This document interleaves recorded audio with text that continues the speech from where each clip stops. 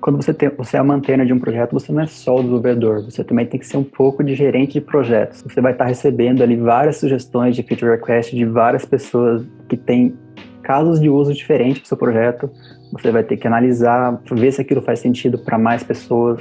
Você vai ter que responder de uma forma educada, olha, muito obrigado.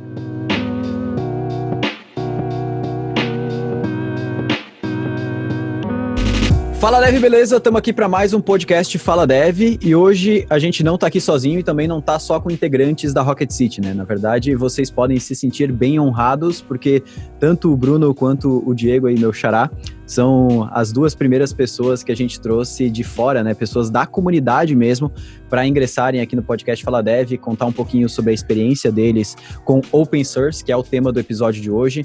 E eu vou deixar eles se apresentarem, né? Mas antes eu quero introduzir um pouquinho do que essas duas carinhas estão fazendo aí no cenário de Open Source da Rocket City. É claro que a gente está com o João Pedro aí, já é muito conhecido aí entre a galera da Rocket City, né? Tá cuidando de toda a parte open source nossa hoje. A gente tem vários projetos legais saindo, inclusive nova versão do Rocket Docs agora, mudando de Gatsby para Next logo, né, João Pedro? A galera já vai começar a subir aí a treta de Gatsby versus Next. Mas quem tá comigo aqui é o Bruno Lemos, brasileiro, né? Hoje ele trabalha para o exterior, mas é criador de um dos projetos aí que ficaram muito famosos na comunidade Dev, que é o DevHub, né? E não só o DevHub, ele tem vários projetos, quem for lá no GitHub dele, ele pode comentar um pouquinho mais sobre isso, mas o DevHub, ele era o TweetDeck para o GitHub, né? Então, na época que o GitHub, né, as notificações do GitHub eram horríveis, e mesmo com o app mobile do GitHub hoje, ainda tem muita coisa que o DevHub resolve que o GitHub não conseguiu resolver. O Bruno veio para matar essa dor dos devs. E aí, Bruno, como é que tu tá, cara? De onde tu fala? Fala um pouquinho aí do que tu faz hoje e só uma introdução, depois a gente vai falar mais sobre os projetos, cara. Fala, pessoal, beleza? Bom, contando um pouquinho sobre mim aí, já sou desenvolvedor faz mais de 10 anos já. Comecei lá no PHP, como muita gente. Passei pelo jQuery, passei pelo Angular 1. Daí fui pro React em 2016, React Native. E fiquei nessa stack até hoje, que eu acho que é a stack perfeita. Criei o DevHub em 2018 e a ideia dele era ser um projeto comercial, né? Então não era só open source. Além de open source, eu tentei gerar uma receita com ele. Depois eu posso contar um pouco mais sobre essa história aí. Legal, cara. Hoje em dia eu trabalho para empresas americanas. Então desde 2017 eu trabalho aí 4 horas por dia. Hoje em dia agradeço a Deus a cotação do dólar. É isso aí. Essa é uma boa. Provavelmente o Bruno deve estar acompanhando mais as eleições dos Estados Unidos do que a gente, né, cara? Mas... Nossa, toda hora eu dou uma olhadinha lá. E a gente está com a presença também do Diego, né? O Diego Haas, aí meu xará. O Diego, pô, é muito conhecido na comunidade. Eu, sinceramente, eu não conhecia ele ainda antes da gente começar a conversar para o podcast, porque eu realmente achava que o Reakit era uma biblioteca construída por pessoas fora do Brasil, assim. É claro que como é um projeto open source, tem várias pessoas de fora do Brasil que contribuem, mas o Diego foi aí, digamos, a pessoa que deu start nesse projeto, e quem não conhece o Reakit, cara, é a maior... Eu posso dizer com segurança, assim, que não sei se é a maior, mas é a melhor biblioteca para lidar com acessibilidade nos componentes com React. A gente usa em várias coisas aqui dentro da Rocket, tanto no nosso site, a gente está criando design system agora, está utilizando o Reakit. A gente testou várias alternativas, tanto aquela da Adobe, né? Eu acho que é o Spectrum, não sei exatamente, mas o Reakit foi o que trouxe mais segurança para a gente utilizar. E, Diego, cara, fala um pouquinho sobre o que tu tá fazendo hoje, da onde que tu tá falando, o que tá aprontando hoje, tanto em open source, quanto se tu tá trabalhando em algum projeto fixo fora da área de open source. Fala aí, então, eu sou do Rio, mas eu tô morando aqui em Curitiba há uns 3 anos, mais ou menos, e de 5 a 6 anos para cá eu venho trabalhando muito com open source. Tenho alguns projetos, como o Diego falou, o mais relevante deles é o Reakit. E atualmente eu trabalho na Automatic, que é a empresa por trás do WordPress.com, do Tumblr e de vários outros projetos. E a maior parte do que a gente faz lá é open source. Eu posso dizer que hoje 100% do meu trabalho é open source, tanto dentro da Automatic quanto fora. E é isso, acho que vai ser legal falar mais sobre open source aqui e também agradeço o convite, eu já acompanhava o canal, mesmo já tendo um conhecimento razoável em React e front-end, eu sempre aprendo muito com os vídeos aí. Estou gostando bastante dessa série de Next.js. Legal. A gente tá aprontando muito com o Next, mas, cara, o WordPress, agora tu falou da Automatic e tal, eu lembrei, o WordPress eu acho que foi o que me introduziu no mundo open source. Inclusive, na época que eu trabalhava muito com WordPress, eu fui convidado pela equipe do WordPress para ir para a WPConf com tudo pago, porque eu era o maluco do fórum lá do WordPress que respondia todo mundo e não deixava ninguém, assim, com qualquer tipo de dúvida. Eles me chamaram para participar lá na época. E fora ficar criando aqueles plugins, né, de shortcode lá, nem sei se existe isso mais no WordPress, faz tanto tempo que eu não uso. Mas, bom, a gente vai conversar sobre muita coisa, cara. Eu quero, claro, agradecer vocês por estarem aqui, vai ser uma conversa bem massa. E a gente está com a presença aqui também do nosso ilustríssimo ex-Gatsby King, agora Next King, né? Então, o João Pedro. E, João Pedro, cara, tu que tá aí criando vários projetos e mantendo vários projetos open source também, dá um spoiler pra galera aí dos próximos projetos aí, o que tu tá mantendo de projeto open source dentro da Rocket aí. Fala galera, então eu sou o João Pedro, para quem não me conhece. Eu estou aqui perto de Chapecó, em Santa Catarina. Agora eu trabalho aqui na Rocket, além de com alguns produtos internos, né? Então eu cuido do site, blog e do Next Level Wiki. E também eu cuido de alguns projetos open source, entre eles o OneForm, tem o Rocket Docs, que é um projeto para criar documentação com Gatsby, né? Um tema para Gatsby. E também está vindo a versão número 2 aí do Rocket Docs, que vai ser totalmente refeito agora em Next, e tem muita coisa nova vindo que vai deixar o tema bem legal.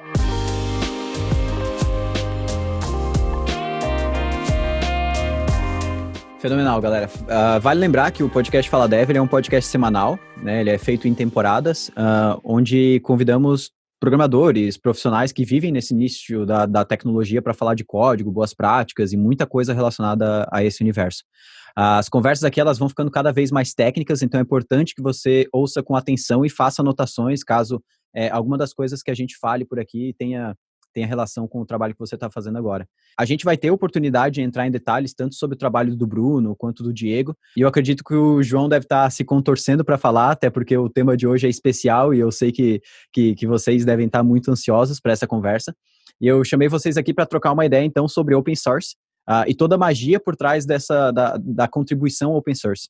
E eu já quero começar lançando uma pergunta para a roda, né, nessa conversa, que é, vocês lembram de quando vocês foram motivados a entrar de cara no open source? Como que foi esse processo inicial? Quando que foi talvez a primeira contribuição? Ou quando vocês perceberam que, cara, tem alguma coisa aí, sabe?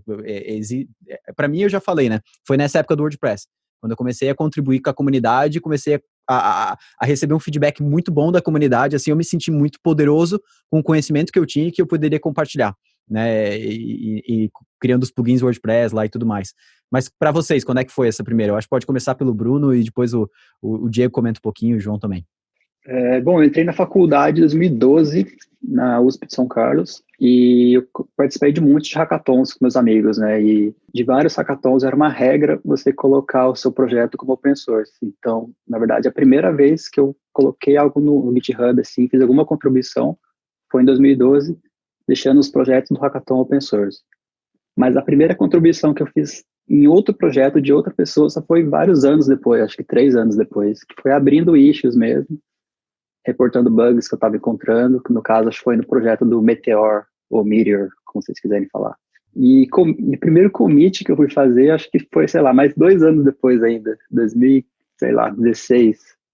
Então foi um processo bem, assim, devagar, mas é isso. Então, eu comecei a contribuir com projetos open source há mais ou menos uns 6 anos, e aí teve uma pessoa que me inspirou bastante, que foi o Rafa Amorim, que muita gente deve conhecer, ele é bem ativo na comunidade, o open source. E naquela época eu nem estava muito ligado nessas coisas, eu não conhecia as pessoas, então eu fui conhecer ele pessoalmente antes de saber dele através da comunidade. E a gente participou, assim como o Bruno falou, a gente participou de um hackathon, e aí a gente acabou no mesmo time. Mas aí a gente não fez nada além de ficar comendo pizza e jogando. E aí, a partir disso, eu fui conhecendo mais sobre o open source, e na época eu estava trabalhando em uns projetos com uma biblioteca do Google chamada Polymer, que se não me engano o YouTube usa Polymer. Usa até hoje. E aí eu comecei a contribuir nos repositórios oficiais do Polymer. Eu lembro que a primeira biblioteca que eu fiz foi...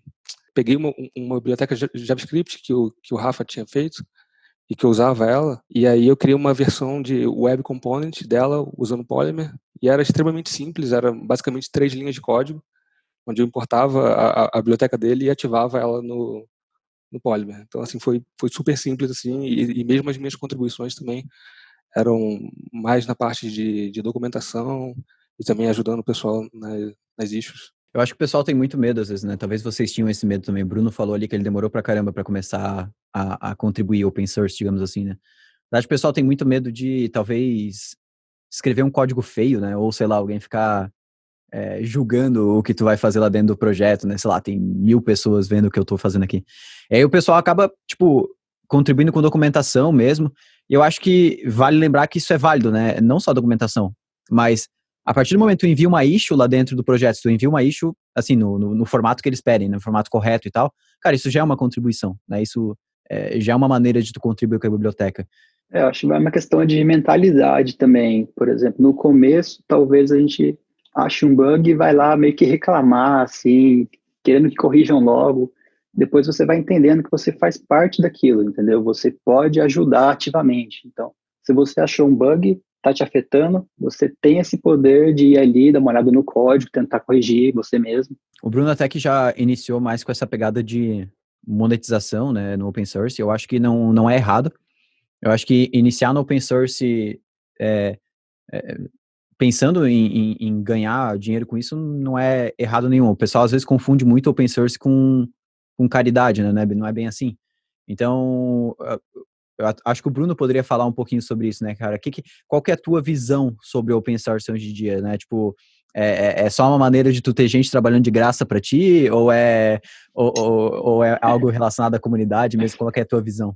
Bom, depois de muitos anos contribuindo ao open source, por exemplo, em 2016, eu acho que eu já fiz um pull request lá para o Started Components, fiz vários pull requests para o React Native, então eu tive, assim, vários anos de só contribuição mesmo, sem pensar em monetização, nada disso. Daí, com o DevHub, eu estava querendo criar um projeto primariamente comercial, e não open source, entendeu? Mas, como o público-alvo era desenvolvedor, na minha cabeça fez sentido ser open source. Até porque, Nossa. Não sei, o desenvolvedor ele gosta mais de open source, ele quer fazer parte daquilo. Uhum. Então, isso tornou as coisas um pouco mais difíceis para monetizar, né? Até porque a pessoa pode criar um fork ali, tirar os meus ifs ali do pagamento e pronto. Então, eu só pude cobrar algumas coisas relacionadas a servidor, essas coisas assim. A gente pode até falar um pouco mais sobre licenças e tal, mas a gente tem exemplos, incríveis de projetos open source hoje que tem modelos de monetização incríveis, assim, né? A gente tem, por exemplo, o Dev2, né? Eu não sei se vocês conhecem lá, o Dev Community, né? Que veio para entrar no lugar do Medium, digamos assim, para devs, né? E eles, fizeram uma rodada de investimento de $11 milhões em 2019, e é um projeto open source, tipo, todo mundo pode ir lá e ver o código, né? Porque e até a comunidade Rails também é muito forte nesse lado, né? A comunidade PHP também com Laravel, né? Mesmo sendo projetos open source, existem modelos de monetização fortes por volta. E às vezes a gente fica muito preso com essa questão... O Dev2 já tá fazendo a receita? Oi? O Dev2 tá fazendo a receita? Não, na verdade eles estão... O modelo de negócio deles né? ainda é construção de comunidade, né? Então, hoje é que nem o Discord, né? O Discord foi muito assim, o próprio Medium, né? Eles vendem, digamos assim, a rodada de investimento deles é em cima de audiência, né? A gente traz o público pra caramba pra dentro, depois a gente usa, olha, a gente tem 3 ainda milhões de pessoas. Descobrir ainda como... tem 3 milhões de pessoas aqui dentro, querem investir? Queremos, porque o que é mais válido são as pessoas ali dentro, as pessoas com o mesmo propósito, e depois descobre o modelo, né? Mas são só alguns exemplos, assim.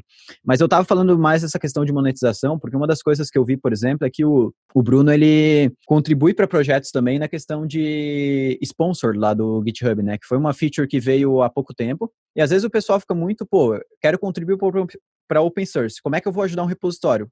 Cara, eu sou da opinião que nem todo mundo precisa, às vezes, ajudar com código. Assim, não, eu acho que não. Às vezes, se tu não consegue contribuir, se tu não acha que é o momento, que tu tá ocupado ou qualquer coisa assim, existem milhares de maneiras de contribuir com open source. Desde como eu falei, de contribuir com issues, com PRs e até com sponsor, né? Às vezes, tu consegue um valor mensal lá, tua empresa, alguma coisa assim, pô, tá usando um projeto, contribui com o sponsor, isso ajuda muito, né? Eu acho que o Diego, por exemplo, que tem um projeto que é o Reakit, que recebe sponsor, ele pode falar um pouquinho mais sobre como que isso ajuda também no desenvolvimento do projeto, né?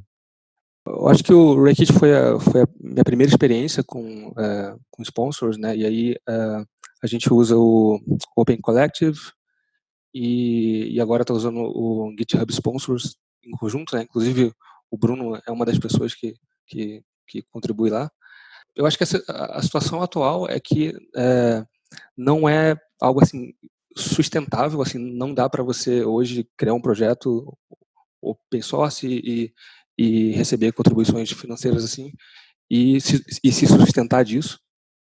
Então, eu acho que o modelo que mais funciona hoje é você ter um projeto open source e ou você tenta de alguma forma monetizar esse projeto, como o Bruno faz com o DevHub, ou você cria produtos e serviços a partir dele.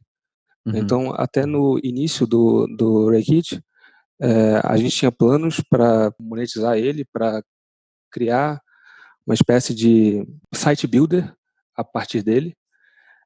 Inclusive, a gente chegou a fazer umas entrevistas com angel investors e, assim, era a nossa primeira experiência, né? Então, serviu como experiência, mas não foi para frente. Uhum. E ainda tem alguns planos de fazer isso, mas eu acho que o maior investimento, assim, principalmente para gente que mora no Brasil, é na carreira mesmo, assim, como um investimento pessoal de portfólio.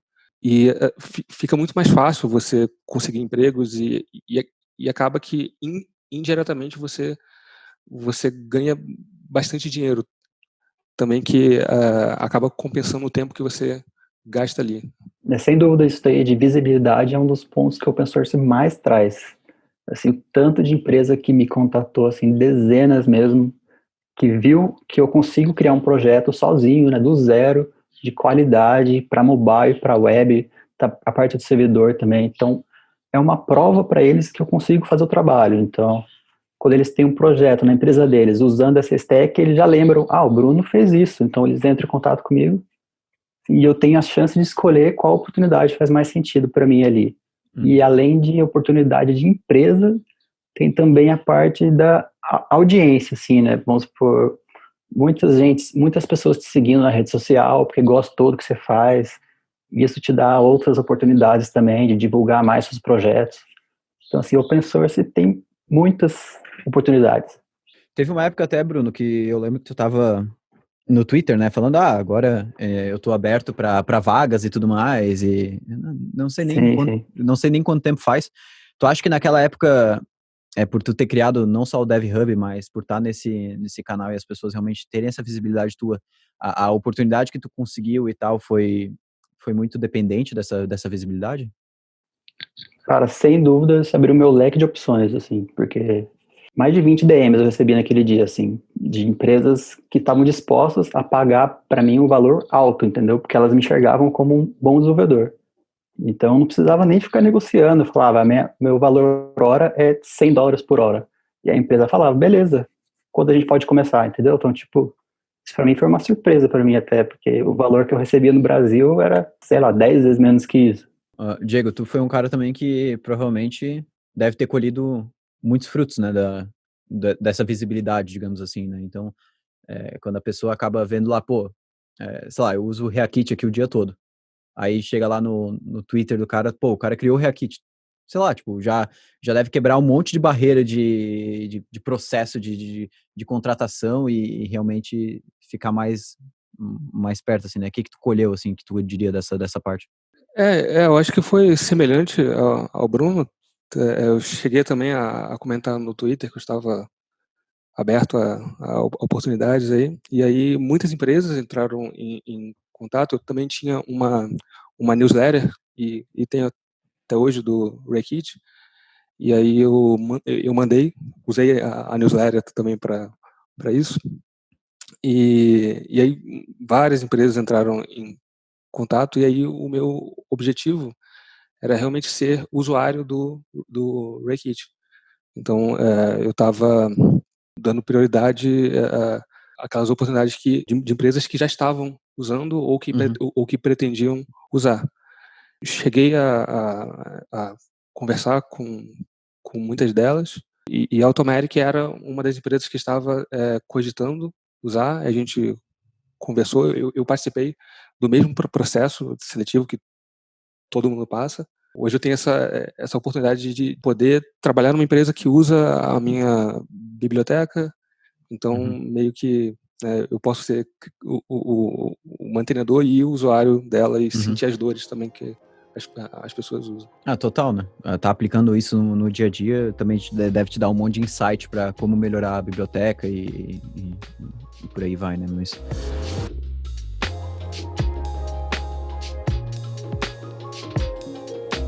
Mas, ô, João, tu também foi uma pessoa que tu era meio escondido do mundo, né? Tu não sabia nem nada, né? De uns 2 anos pra cá, tu começou a publicar muito projeto aberto e também era engraçado, assim, no começo o João Pedro me mandava, pô, olha só quem que veio abrir issue aqui no Rocket Docs, as pessoas lá que trabalhavam no Gatsby, sei lá das quantas lá, e umas empresas grandes.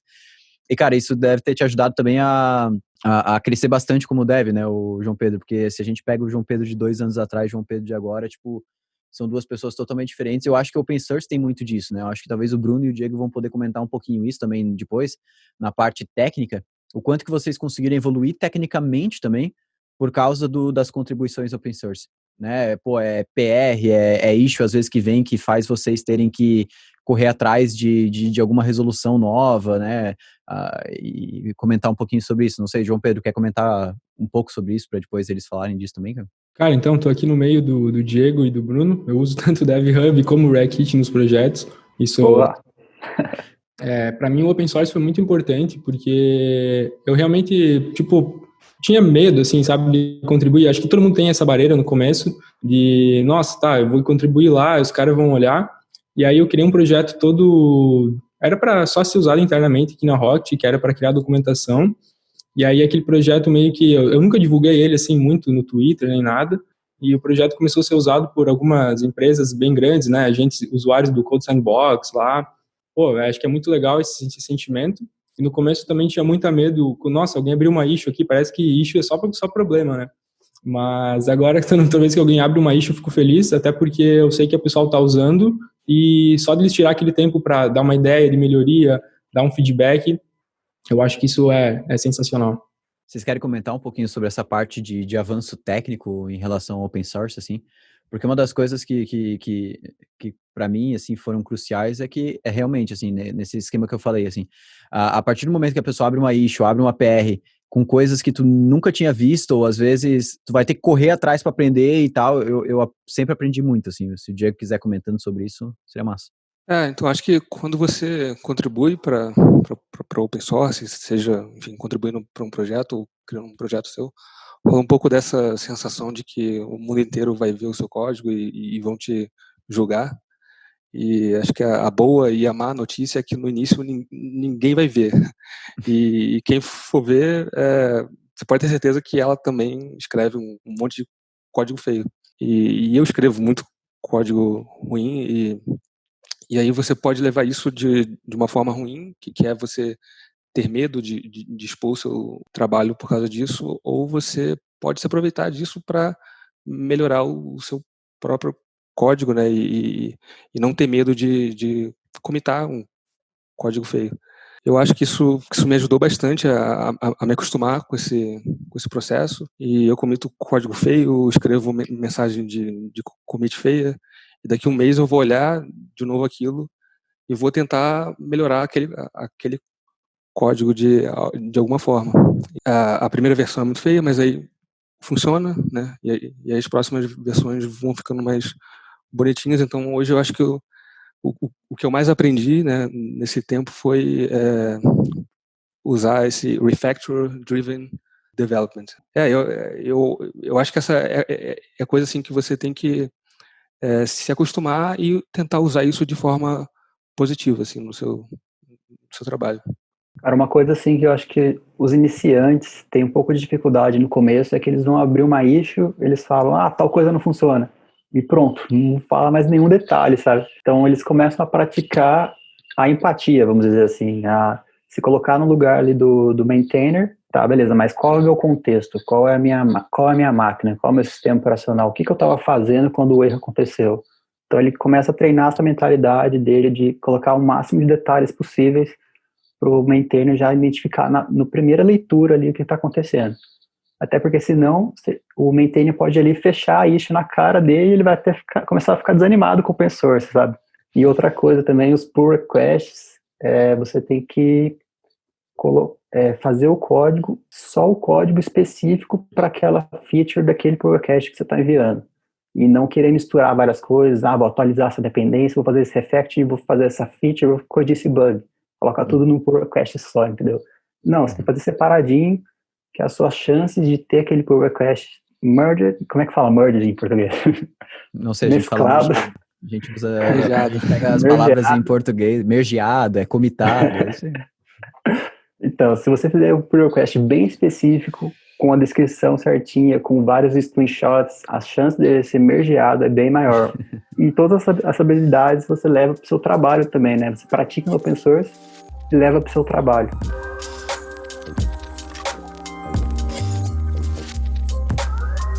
Cara, os projetos open source de vocês devem ter passado por, tipo, vários momentos, né, digamos assim. Vários projetos que a gente tem aqui, assim, existem várias dificuldades que a gente acaba passando e algumas que o Bruno já falou agora. Eu acho que uma delas é educar a comunidade, educar, tipo, quem tá utilizando aquele projeto ou quem vai mexer naquele projeto, para educar a forma correta de abrir uma issue, botar as labels corretas, não abrir uma issue com um título cheio de pontos de interrogação e só uma foto do erro. O formato de abrir uma PR, não colocar 50 mil arquivos dentro de da PR, ou não seguir o formato de contribuir, né? A pessoa, sei lá, tu pede tudo a formatação de um jeito, a pessoa faz a formatação do código de total outro jeito, sei lá, se não tiver isso automatizado. Fora desafios de, encontrar contribuidores, né? Eu não sei como que era para vocês também isso no início, né? Se vocês tinham que, fazer tudo vocês mesmos, correr atrás, ou se vocês conseguiram formar um time para ajudar vocês no início do projeto. Queria saber um pouquinho mais como é que foi esses desafios no início, né? A questão do open source, assim, tipo, de conseguir dar sequência para o projeto e não se tornar um projeto esquecido, assim, ou jogado. E os desafios que vocês têm agora também, de tipo, vocês devem ter isso na cabeça até hoje, né? De tipo, o projeto vai para frente, não vai, o que eu tenho que fazer, né? E quais foram esses desafios que vocês foram tendo? E também como é que vocês resolveram esses desafios, né? Se vocês quiserem comentar um pouco, seria massa. Bom, no começo eu achei que o DevHub ia ter mais contribuições, para falar a verdade. Mas assim, acho que é normal de todo projeto, o que mais você recebe é documentação. A pessoa quer participar ali, né, mas o código talvez é muita coisa para ela entender no começo, assim, então ela começa com a documentação. Mas eu tive também algumas contribuições grandes de código. Teve um usuário lá do Japão que ele que fez o App Electron. Ele fez a primeira versão do App Electron. Então eu tinha lançado a versão web, a versão mobile, nunca tinha mexido com Electron na vida, e ele foi lá e fez a versão menu bar, e a partir do código dele que eu fui aprender Electron, entendeu? Então isso foi muito legal. Daí, a partir daí, só eu que fiquei mexendo no Electron também, né? A partir daí, ele já não contribuiu mais, e só eu que fiquei dando continuidade no Electron e todo o resto. Outra contribuição de código também, de um brasileiro, foi os atalhos do teclado. Não tinha nenhum, ele foi lá e adicionou. A partir daí, ficou mais fácil para mim adicionar mais atalhos. Assim, a gente aprende com as contribuições também, isso é muito legal. E tu conseguiu formar, assim, no DevHub um time de contribuidores que eles sempre estão lá, umas pessoas que... Ou é sempre Não, tu que tem que revisar o código, sempre tu que aprova as PRs? Como é que funciona isso? não, eu não consegui montar nenhum time, não. Na verdade, eu nem tentei também, né? Mas era assim, uma pessoa chegava lá, começava a contribuir, ela geralmente ficava algumas semanas contribuindo. Ela mesmo, sem eu falar nada, olhava lá as issues, comentava, olhava os pull requests, mas depois de, sei lá, de umas 3 semanas, ela já meio que saía, Uhum, surgia outra pessoa, então, assim, uhum. mas o grosso mesmo do negócio, 99%, ficava sobre mim mesmo. O Rekit, na verdade, ele surgiu de de um outro projeto que eu tinha começado, que era um boilerplate de React. Aí esse boilerplate tinha uma pasta de exemplo lá, onde tinham alguns componentes.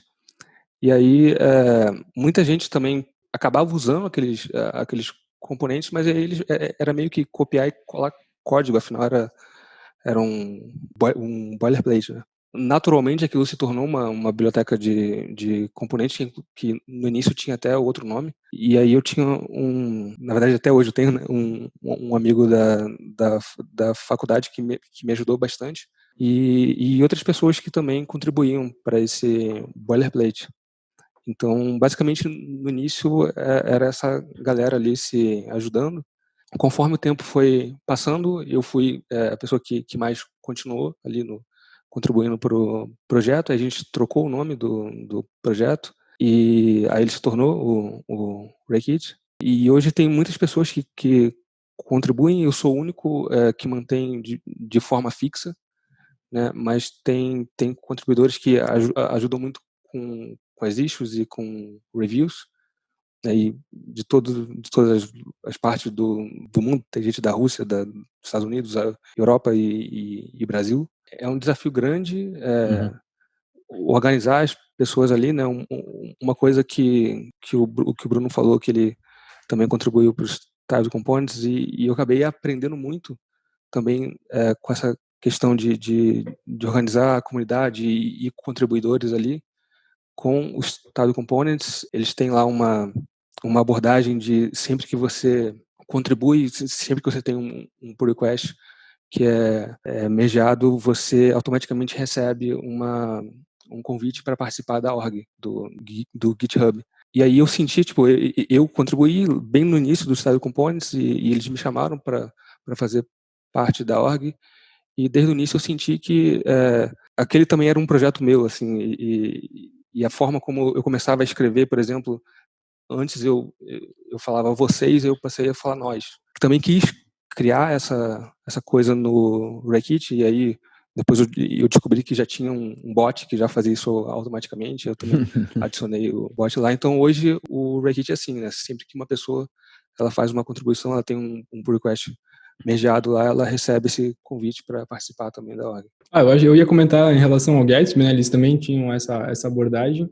E eu passei pelo mesmo sentimento ali Cara, vocês que... tinham que ver o João Pedro quando ele recebeu a camiseta do Gatsby, cara. Por isso, trabalho open source massa é do Gatsby, cara. O Next tá crescendo pra caramba, mas, cara, o Gatsby, eles, não sei se vocês já contribuíram e tal, mas eles mandam a camiseta, daí depois eles vão dando brindes conforme você vai tendo mais contribuições e tal.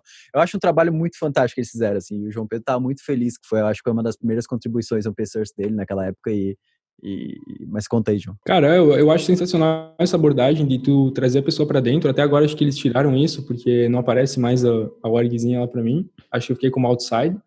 Mas, cara, eu acho, tipo, queria realmente esse sentimento, né? Porque em mim também criou de fazer parte de um projeto maior.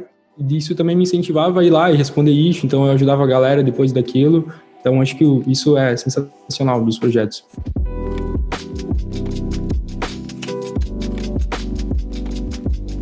Cara, massa. Uma dúvida que surgiu aqui, porque vocês falaram que vocês são hoje, assim, o principal contribuidor do próprio projeto que vocês criaram, a pessoa que mantém o projeto. Claro que vem pessoas de todo o mundo contribuir, a gente recebe também de vez em quando, e é exatamente o que o Bruno falou.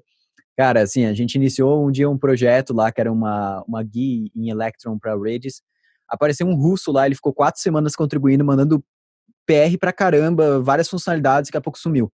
Daqui a pouco apareceu uma outra pessoa, sei lá, da Eslováquia, começou a contribuir e daqui a pouco sumiu. Então, assim, é muito louco como vai aparecendo e a gente fica lá no open source olhando, meu Deus, cara, da onde saiu essa pessoa que tá contribuindo, né? Tipo, a gente é brasileiro aqui num canto e aparece, a galera aparece do nada. Mas uma coisa que me surgiu a dúvida, porque uma das coisas que deve ser difícil, e para mim sempre foi muito difícil isso, não sei o João Pedro como é que ele tá lidando com isso hoje. Mas é quanto tempo ou como vocês se organizam, tipo assim, vou tirar um tempo agora para revisar as issues, revisar as PRs que vieram, dar a direção certa.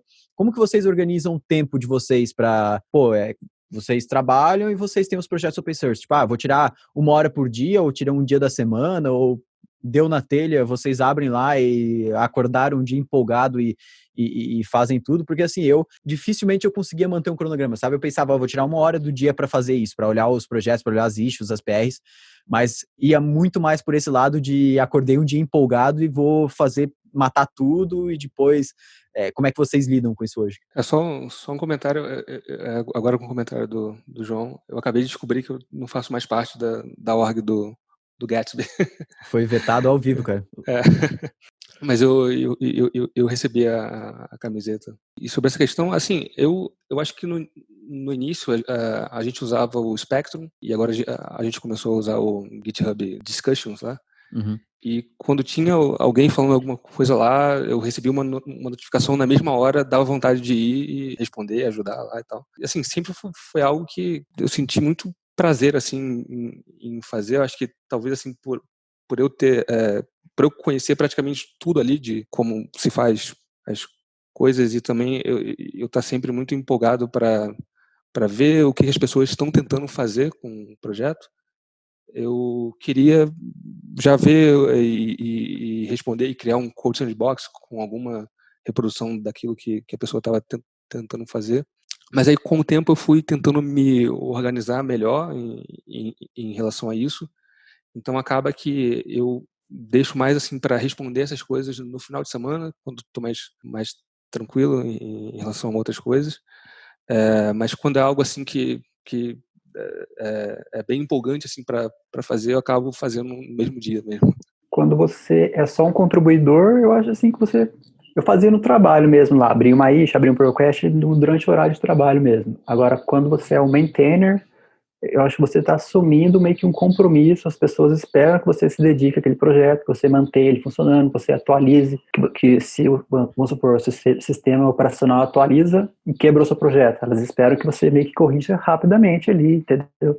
Se elas perceberem que você está deixando o projeto de lado, nessas pequenas coisas, elas meio que já começam a abandonar o projeto, já começam a procurar alternativa. Então, pelo menos algumas horinhas por semana ali, não precisa ser full time todo dia, mas pelo menos algumas horas por semana ali, o projeto continuar andando para frente, sabe, continuar funcionando, continuar evoluindo, continuar dando atenção para as pessoas que estão vindo contribuir com issue, pull request. Uhum. Então não precisa ser nada assim exagerado, mas mantenha o projeto andando, sabe? Vocês acham que tem alguma skill que não é só técnica que vocês tiveram que desenvolver para conseguir manter um projeto open source, assim? Tem alguma coisa que vocês lembram, assim, isso aqui foi uma parada totalmente decisiva, assim, para eu conseguir manter o projeto, alguma coisa assim, ou não?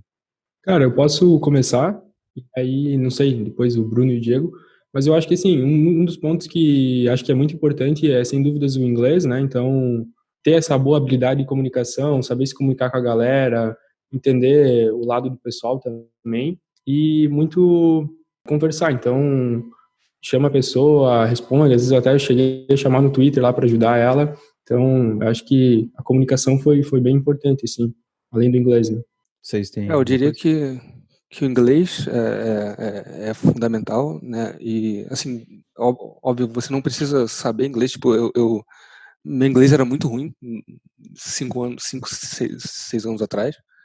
E o open source também me ajudou a desenvolver muito isso. E aí também tem a questão de você conseguir argumentar, especialmente quando você está contribuindo para um projeto maior.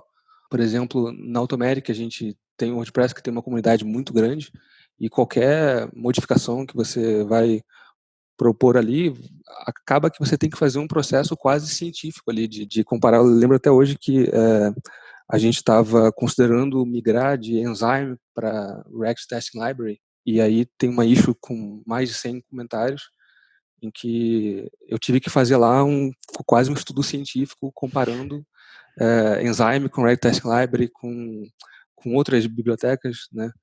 Então, assim, você aprende muito com esse processo, tanto na questão da comunicação ali, quanto das próprias bibliotecas mesmo, né?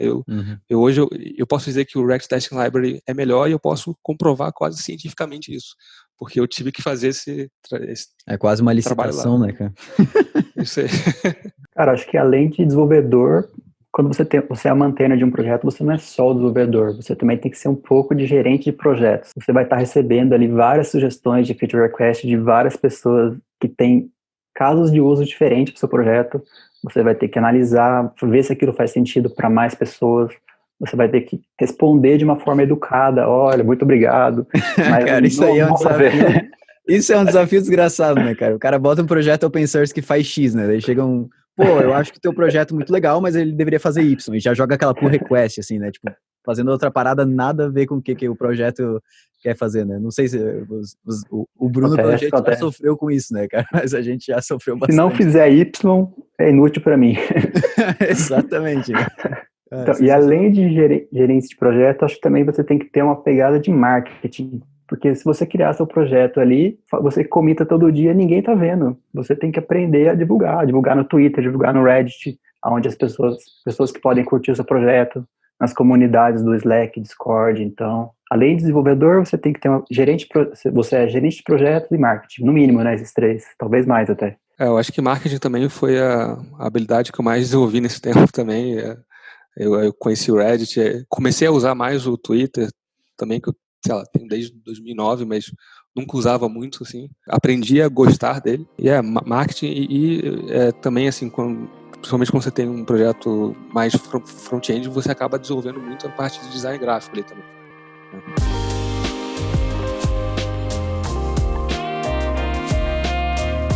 Depois tu me conta, porque até hoje eu não aprendi a gostar do Twitter, na verdade. Eu acho só que não tem coisa melhor ainda pra gente conseguir se conectar com as pessoas e compartilhar conhecimento, mas eu acho o Twitter meio troll. Eu ia defender o Twitter aqui, né? Pô, o Twitter eu acho que pode, sei lá, mudar a vida do desenvolvedor, porque parece que a comunidade, a maior parte da comunidade desenvolvedora tá no Twitter. Então, eu acho que todo mundo deve participar. Eu só acho assim que o Twitter, às vezes o pessoal leva a conversa pra um lado muito estranho, assim, muito, muito diferente, assim, mas se tu usar o Twitter da maneira correta, tu vai tirar muito insight de lá. O pessoal pergunta, né, da onde que eu consumo conteúdo, da onde que eu descubro essas coisas novas, da onde que eu sei que o DevHub existe, que o Reakit existe. Cara, Twitter, pô. Tu segue as pessoas que são referência pra ti, tu segue as pessoas que tu gostaria de se conectar, como eu sigo o Bruno, como eu sigo o Diego, e, pô, cara, tu vai ficar sabendo de muita coisa, né? Às vezes é um retweet de uma pessoa, que uma pessoa curtiu, o tweet te mostra, tu fica, pô, beleza, descobri uma coisa nova e vou sair utilizando. Então, assim, o Twitter hoje é meu canal número 1, assim, de informação no mundo dev, né? Sim, no caso do DevHub mesmo, quando eu postei o tweet, eu descrevi lá, é o primeiro projeto com React Hooks que existe, além do Facebook, porque estava em alpha ainda, né? Tipo, foi em 2018, o Hooks estava em alpha, não tinha nenhum projeto usando. Então, eu tive que dar build manual no React Native para fazer suportar Hooks. Então, tipo, foi um projeto, o primeiro com Hooks, chamou a atenção da galera, inteiro em TypeScript e usando React Native Web. Então, várias tecnologias, assim, que estavam começando a crescer, postei, daí o Dan Abramov retweetou, pronto. Dan Abramov tem centenas de milhares de seguidores, né? Então o projeto deu um boom, assim, em um dia. Milhares de estrelas em 2 dias, assim, lá no training do GitHub. Então sem Twitter, eu não sei como que eu teria conseguido, assim, uma visibilidade pro projeto, entendeu? É muito massa usar o Twitter para esse tipo de coisa, assim, como é um projeto que é dev to dev, assim, a gente consegue ter uma comunicação muito mais legal, assim, com o público, né? Então, teve aquela época também que eu sigo o Bruno já há bastante tempo, então teve aquela época que a Apple lançou também lá o projeto Catalyst, lá que tu, pô, pegou o mesmo dia que lançou o projeto lá, já lançou, agora o DevHub aqui tá rodando em cima do Catalyst, mostrou um GIF lá, só um vídeo do projeto rodando, e aí explodiu de novo, mais um monte de gente baixando o DevHub que não conhecia, mas porque tu liberou uma notícia de uma coisa nada a ver. Então, assim, esse tipo de marketing que eu acho que é muito massa, assim, pra dev, né? Então, É algo que dá bastante resultado. É algo que ajuda as pessoas e o projeto, né? Um ganha-ganha, na verdade. O Bruno mencionou o Dan, né? E eu acho que nisso o Twitter ele funciona muito bem, que é a melhor forma de você entrar em contato com esse pessoal. Se você quiser falar com o pessoal que trabalha ali ativamente no React, o Twitter é a melhor forma, né? Várias vezes o Dan Abramov e o outro pessoal do time do React entraram lá nos meus tweets e comentaram alguma coisa lá, e dá para aprender muito com isso. O Twitter ele deixa a gente muito próximo das pessoas, às vezes que a gente vê como referência, assim, né? Porque parece que comentar um tweet de uma outra pessoa quase que, tipo, não dá trabalho, assim, e as pessoas, elas estão... Todo mundo tá sempre no Twitter, né, cara? Então, tipo, que nem vocês falaram, o próprio Dan Abramov ou qualquer coisa assim, então... Teve até uma vez que a gente postou lá, ó... Cara, tipo, sério, a gente postou um tweet falando assim que a gente tinha feito a página de ingressos lá utilizando o Next lá em uma parada da Vercel, e daí veio o Guilhermo lá, o CEO da Vercel, comentar lá, falando, pô, muito massa que vocês fizeram isso e tal, daí, tipo, cara, e foi tipo em 5 minutos depois de a gente fazer o tweet, cara, todo mundo tá no Twitter, assim, é um negócio muito esquisito, assim, e as pessoas, elas vão lá realmente pra comentar, pra curtir, parece que não existe esse negócio de níveis dentro do Twitter, é todo mundo ali no Twitter, todo mundo desenvolvendo e se ajudando, né? O Twitter por si só quase que é um projeto open source.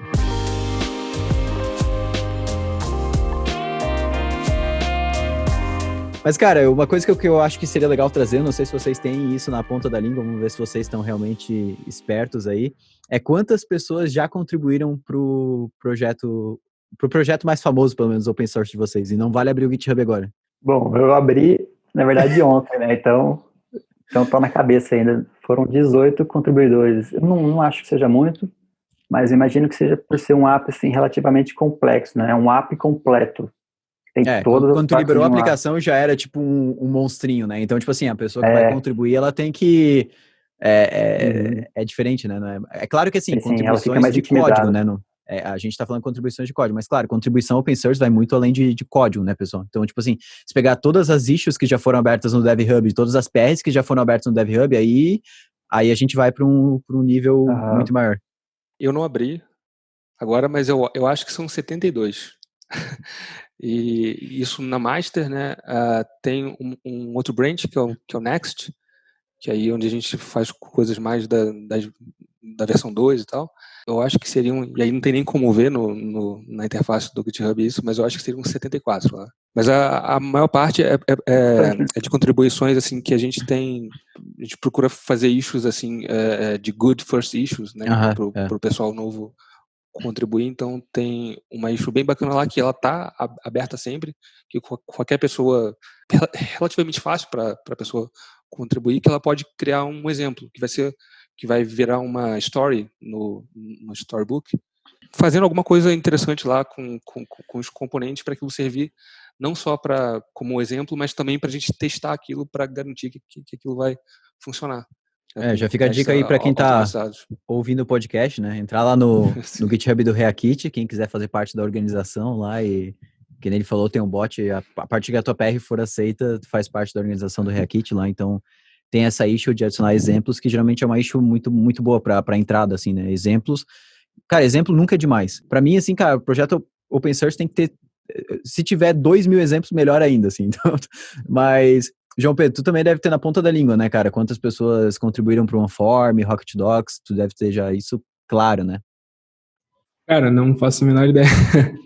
Mas eu acho que deve ter ali mais ou menos que no DevHub, umas 15, 20 pessoas, assim. Mas claro, né, parte de issues e PR sempre tem mais, mas algumas coisas acabam nunca entrando. E sempre tem aquele cara que tu coloca lá todos os templates de issue, lá bonitinho, bug, documentação, feature, o cara vai lá, abre uma blank e começa a escrever embaixo, né? Mas acho que, cara, tem bastante gente até. Cara, assim, ó, hoje open source eu acho que não tem como sair do GitHub, né? Vocês chegaram a testar outras plataformas ou sempre utilizaram o GitHub e, tipo... Porque eu vejo as outras plataformas muito mais como enterprise, assim, mais para projetos privados. Eu não sei qual é a opinião de vocês. Talvez o GitLab esteja dando um pouquinho, saindo dessa bolha, assim, estourando um pouco essa bolha. Mas eu acho que, assim, a questão do GitHub, ele traz muita visibilidade, né? No SEO do GitHub parece muito bom, assim. Vocês chegaram a testar alguma outra plataforma ou nunca? Eu usava o Bitbucket para projetos privados, mas daí o GitHub lançou os apps privados gratuitos, daí, nossa, matou. GitHub dominou geral mesmo. Acho que todo mundo está no GitHub. Se você quiser um projeto para receber contribuição, o melhor é o GitHub. Talvez alguns nichos, assim, kernel do Linux, se não me engano, não sei. Talvez alguns nichos, assim, estão focados em outra plataforma. Mas no nosso caso aqui, que é React e TypeScript, JavaScript, a galera tá tudo no GitHub mesmo. Eu cheguei a usar o Bitbucket um pouquinho no início, mas foi bem pouco, assim, e aí eu comecei a usar o GitHub, e aí, desde então, continuei usando ele.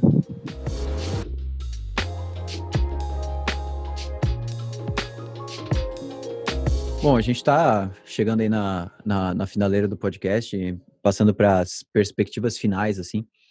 Eu queria uma opinião de vocês em relação a como que vocês veem o cenário open source brasileiro, assim, tanto críticas, como que dá para melhorar e como inserir mais público para fazer contribuições, assim. O que vocês acham do cenário geral brasileiro, como que a gente pode ir para o próximo nível nessa parte? Cara, eu acho que como tudo na tecnologia, assim, o Brasil está um pouco atrás, né? Mas está crescendo. Então, por exemplo, tem vários projetos brasileiros grandes que fazem sucesso. Por exemplo, acho que o maior que eu conheço é o Rocket Chat, que levantou, inclusive, $8 milhões de investimentos, que é uma alternativa open source ao Slack. A gente tem podcast com eles aqui no canal também já. Fez muito sucesso, tem dezenas de funcionários hoje em dia, e é open source, brasileiro.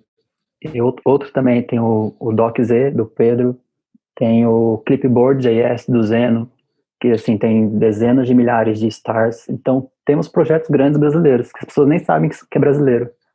Mas é claro que pode melhorar ainda, né? Então, vamos aí começar a cultura de open source desde o começo, que a gente chega lá. Eu acho que uma coisa que poderia ajudar bastante seriam as empresas adotarem mais o open source lá nos métodos de trabalho, né? Então, eu vejo que tem algumas empresas já, em especial startups, mas também algumas empresas maiores, acho que a Avetex, o Nubank, e acho que a Magazine Luiza também está começando a fazer isso. Os funcionários eles vão ter mais oportunidades para contribuir também ali para os projetos da empresa, e aí eventualmente isso torna também uma contribuição externa ali. Então acho que isso ajudaria bastante assim a melhorar o cenário. E aí as empresas também vendo, por exemplo, o Google, que já faz isso há muito tempo, né, e o Facebook com React, e vendo essas empresas elas tendo sucesso com esses projetos open source, elas podem se inspirar também a fazer mais isso. Uma coisa que eu vejo também que tem empresa grande fazendo, até que é legal, né? Pô, tem empresa grande que começa a contribuir para o open source, montar essa cultura lá dentro, mas tem empresa grande que eu vejo que está dando um hype legal nessa parte, contribuindo também monetariamente com projetos open source. Então, a gente tem vários casos de empresas maiores, assim, que, pô, pegam projetos que eles estão utilizando lá dentro e fazem um sponsor público para aquele projeto e com valores até, pô, bem legais, assim. E eu acho bem bacana esse tipo de iniciativa, assim. Eu acho que se as empresas tivessem um pouco mais dessa cultura, eu acho que também ajudaria mais as pessoas a se animarem a dar continuidade nos projetos, a levarem os projetos para o próximo nível, a dedicarem mais tempo para o projeto, né? Porque, que nem o Diego falou antes, pô, hoje, se tu for iniciar um projeto pensando em viver daquilo, em si, assim, cara, não é o cenário ideal, né? Então, é que nem tu vai pra faculdade, vai falar pros teus pais que, não, eu vou viver de open source, eles vão dar uma bronca em ti, né? Mas eu acho que a gente consegue chegar no momento que isso começa a se tornar mais rentável, sabe? A partir do momento que as empresas começam a perceber que, beleza, a gente está usando de vários projetos open source aqui dentro, a gente não paga nada por isso. Tudo bem, é a ideia do open source, mas, cara, tem gente por trás ali que está dando suporte para manter aquilo, para eu continuar utilizando com segurança, para não me preocupar com isso que está sendo feito. Então, pô, é um baita ganho para a empresa, e se a gente conseguir montar essa consciência também seria fenomenal. E às vezes não precisam ser valores estrondorosos, mas já são valores que ajudam, assim. Mas, cara, massa, a gente tá chegando na finaleira do podcast, e eu acho que seria legal cada um de nós incluir um comentário final para quem estiver participando. Lembrando que tem muita gente que nem contribuiu em open source ainda. tem muita gente que tem aquelas inseguranças que vocês listaram ali no começo. Eu acho que a gente poderia dar, tipo, alguns comentários falando tanto para quem quer iniciar contribuindo com open source, quanto quem quer iniciar também criando projetos open source, falando um pouquinho sobre isso. Eu vou começar dando a minha dica um pouco mais para quem quer começar criando o projeto open source, que é sempre cria o projeto baseado em alguma dor existente e não simplesmente vou pegar um projeto aqui que já existe e vou melhorar ele, lançar com o meu nome e é isso, não é essa a ideia. Quando realmente já não existe um projeto que resolva aquela dor que tu quer resolver, ou o projeto não está aberto para resolver da forma que tu está querendo resolver, tudo bem, pode ser uma oportunidade de tu criar o teu próprio projeto. Mas sempre parte de um problema. Pode ser um problema que tu está enfrentando na empresa, ou um problema que tu está vendo que mais gente está enfrentando. Mas sempre parte de um problema para depois criar a solução. E começa com uma versão que resolve o problema muito simples. Não tenta criar muita funcionalidade, porque a chance de tu desanimar antes de colocar o projeto no ar é muito grande. Então, cria o projeto que resolve aquele problema da maneira mais rápida possível, para depois a comunidade ir te guiando para onde que aquele projeto tem que caminhar. Porque senão, se tu levar tudo da tua cabeça, talvez não vá para o caminho que deveria realmente caminhar, assim. E aí eu queria que vocês também deixassem algumas dicas para quem está começando, querendo entrar nesse mundo, ou para quem já está no mundo também, cada um pode dar uma dica como achar melhor. Bom, eu acho que nessa mesma linha que você falou, acho que a primeira coisa para contribuir para um projeto é você usar ele, né? Eu comecei contribuindo com Polymer, porque era algo que eu usava, e aí você já vai ter uma ideia das dores, como você falou, e de como ele pode ficar melhor, ou você pode já ter visto bugs e aí tentar resolver eles, mas você não necessariamente precisa começar contribuindo com código, né? Como a gente falou, você pode ajudar outras pessoas nas issues, você pode ajudar com documentação e essas são coisas que você pode fazer diretamente da interface do GitHub, não precisa nem clonar o projeto na sua máquina. E aí, se a gente estiver falando de criar os projetos, né, eu acho que o caminho natural é se você já tiver alguma experiência com programação, é você pegar alguma parte do seu código que você já fez e que já foi útil para você e abstrair isso em algo mais genérico, escrever uma documentação. Pode ser que isso seja útil para mais pessoas ou não. O que importa é você começar e criar o hábito de fazer isso. Assim, eu tenho, sei lá, 100 repositórios, dezenas de packages no NPM e, sei lá, só entre 5 e 10 são realmente importantes. Então, não precisa ser algo assim muito importante. Você só precisa começar realmente.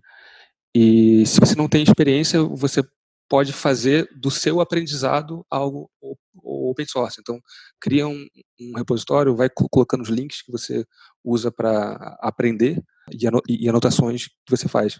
E aí, sempre que alguém perguntar alguma coisa que você está aprendendo, você tem um link ali diretamente para mandar para a pessoa e expor isso aí também. Cara, uma coisa que eu acho importante é você ter a mentalidade open source by default, vamos dizer assim, open source por padrão. Em vez de você começar o projeto fechado e depois ficar pensando, será que eu deixo open source, será que não? Já começa ele pensando que vai ser open source, entendeu? Que todos os seus projetos vão ser open source, e se algum projeto tiver algum bloqueio, esse não pode ser open source. Então, daí você deixa aquele fechado, mas a maioria aberto.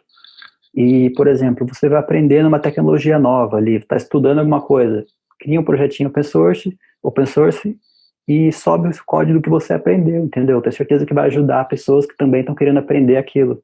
Elas vão ler o seu código ali, ver o exemplo funcionando, rodar. Principalmente quando são tecnologias novas. Por exemplo, recentemente lançaram o Recoil.js, uma lib de gerenciamento de estado. Eu vi alguns amigos criando exemplos com Recoil e, assim, ajudando várias pessoas, entendeu?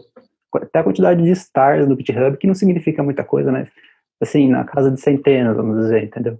Então, centenas de pessoas foram ajudadas com aquilo que o cara estava simplesmente aprendendo ali, mas ele resolveu deixar open source e ajudou bastante pessoas. Outra dica também em relação à contribuição, quando você for abrir um pull request, antes de abrir um pull request, conversa com o maintainer antes, vê se faz sentido criar aquilo, se ele quer aquilo para o projeto, se ele pretende dar merge, porque senão você, vou contribuir, você vai lá e desenvolve uma feature lá, muito código, e na verdade o cara nem quer aquilo pro projeto dele, entendeu? Então você só desperdiçou tempo.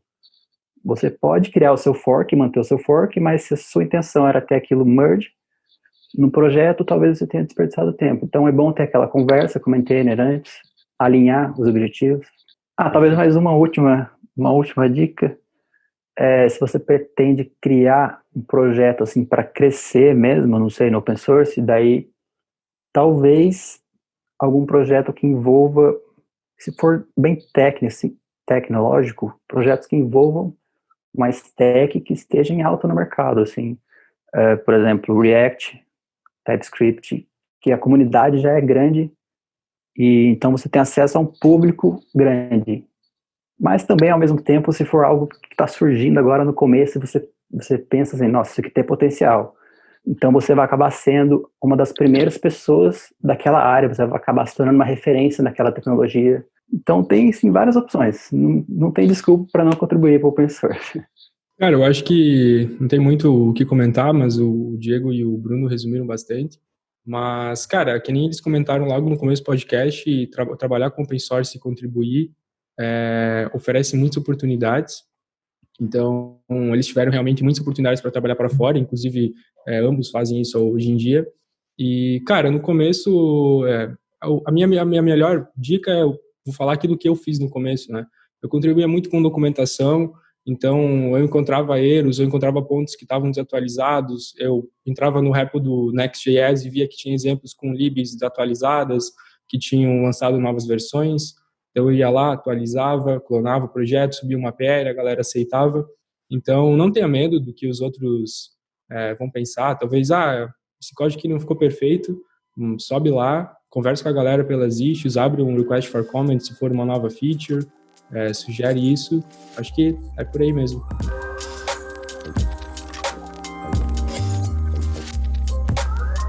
Perfeito, galera. Bom, a gente já está chegando aí 1h10 de podcast, foi bastante coisa que a gente conversou sobre open source. A gente tentou puxar a conversa sobre várias coisas, a gente falou sobre monetização, falou sobre como contribuir, falou sobre os projetos que vocês têm em si também.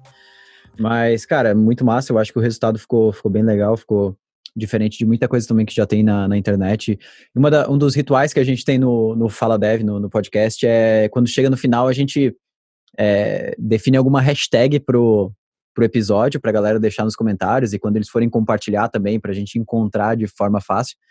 E teve uma frase, digamos assim, do Bruno que eu achei legal, acho que dá pra formar a hashtag, que é Open Source by Default, né? Então, hashtag Open Source by Default, eu acho que é legal. Eu acho que se todo mundo tivesse essa mentalidade, a gente ia ter muito mais recurso disponível de forma open source que a gente tem hoje, né? Às vezes tem empresa incrível criando coisa incrível e deixa tudo fechado e sem motivo nenhum, assim, pensando, vão roubar minha regra de negócio. Tipo, cara, ninguém tá interessado na tua regra de negócio, vamos ser sinceros, né? Agora, a questão do código, assim, dá para ajudar muita gente, né? Tanto com exemplo e tudo mais. E open source, às vezes, que nem a gente já falou sobre aqui, cara, às vezes open source não precisa ser... às vezes só de tu abrir o código, de deixar isso disponível para a comunidade, já é algo que a comunidade ganha pra caramba. Se tu não tem interesse em ficar respondendo issue, em receber PR, tudo bem, deixa isso claro ali no README e tudo mais, e acabou, né? Foca no teu projeto, mas isso já é algo para a comunidade, né? E contribuir com issues e tudo mais também acaba ajudando bastante. Mas, cara, quero agradecer a presença de vocês, tanto o João, quanto o Bruno, quanto o Diego. Acho que foi um bate-papo bem legal. Espero que a gente tenha mais oportunidades no futuro para a gente conversar cada vez mais. E espero que o projeto de vocês dê também cada vez mais certo, né? Se depender da gente, vai dar. A gente usa bastante aqui dentro. O Reakit, logo a gente vai liberar um projeto onde a gente usa ele bastante. A gente está formando a primeira versão do design system da Rocket e alguns UI kits aqui dentro. E a acessibilidade foi um dos pontos assim no início que a gente acabou procurando bastante recursos para lidar com essa parte. E quem sabe, provavelmente logo eu vou entrar na org do Reakit também lá, né? Agora que eu descobri que é só mandar uma PR lá e ser aprovada, claro.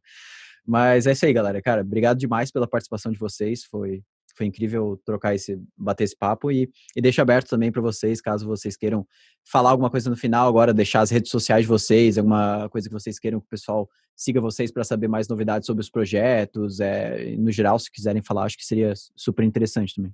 Bom, eu queria agradecer o convite, Diego, por ter participado desse podcast. Na verdade, foi o meu primeiro podcast da vida, assim, que eu participei como convidado. Então, achei que ficou bem legal a nossa conversa. E se alguém quiser me acompanhar aí, conversar comigo, pode me seguir lá no Twitter, que é @BrunoLemos. Pode me mandar mensagem. E eu pretendo criar novos projetos também, né? Então, eu vou postando lá, conforme eu for trabalhando. Só acompanhar lá. Eu agradeço o convite também e vocês podem acessar o Rakit no github.com/Rakit, tem a org lá e como o Diego falou, mandando um pull request vocês já entram para ela. Ainda não tem uma camiseta, mas crescendo aí talvez no futuro a gente pode ter. O Twitter, tem o meu Twitter pessoal, onde eu compartilho muitas coisas também do próprio desenvolvimento do Rakit, que é Diego Haas, ou no GitHub também é Diego Haas, e também tem o Twitter do Rakit, que é o Rakit.js. Perfeito, eu acho que o próprio Reakit também, eu não sei se acho que o DevHub não tem, né, mas o Reakit também ele tem um site bem legal, assim, até naquela conversa que a gente falou de marketing, assim, é um site que mostra bastante sobre o projeto, assim, e tal, então quem for criar um projeto open source também acaba tendo que ter essa landing page mostrando, eu acho que é um exemplo bem legal, assim, para quem quiser seguir. Mas é isso aí, galera. Obrigado, João. Quer deixar alguma palavra final também? Eu sei que tu adora ter seguidores aí nas redes sociais, então, né, pode divulgar, eu deixo tu divulgar teu GitHub aí, cara. Cara, meu problema é que meu sobrenome não é tão pequeno que nem o do Haas e o Lemos. Mas eu tô sempre em todas as redes sociais, J. Pedro Schmitz. E aí escrever Schmitz é sempre um desafio, né? Tá, eu vou pedir pro pessoal botar aqui na descrição. Pode ser mais fácil, né, o João Pedro? As redes sociais de todo mundo, daí já fica mais simples. Mas é isso aí, galera. Obrigado por todo mundo participar e a gente se vê, quem sabe, em uns próximos episódios ou quem sabe outros conteúdos aí da Rocket juntos. Valeu, cara. Valeu.